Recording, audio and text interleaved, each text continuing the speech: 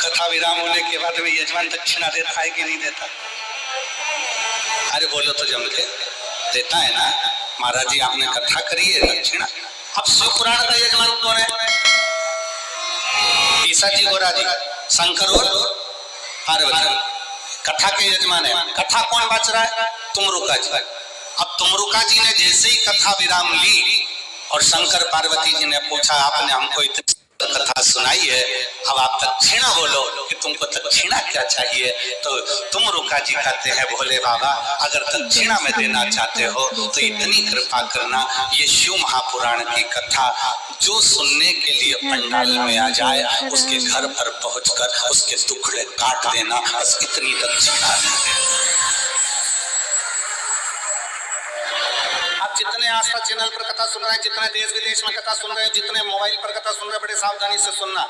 लोग कहते हैं सारी पुराण हमने सुनी, सारे शास्त्र हमने सुने, सारे वेद हमने सुने, हमने सारे उपनिषद सुने, पर ये शिव महापुराण की कथा में ऐसा क्या है कि लोग जाकर बैठते हैं और उनके मन के मुराद पूर्ण हो जाते हैं, उनके मन की कामना पूर्ण हो जाती है? इसमें ऐसा क्या है?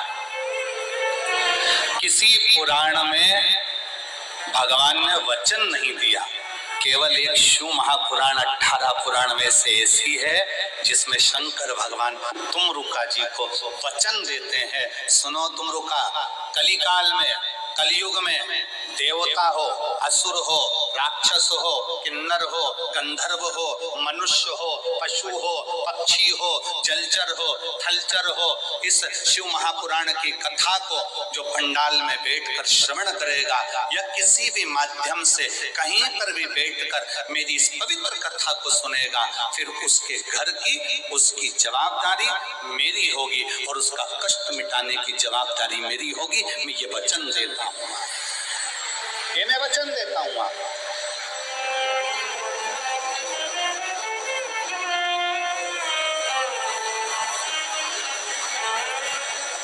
और लुटा दिया भंडार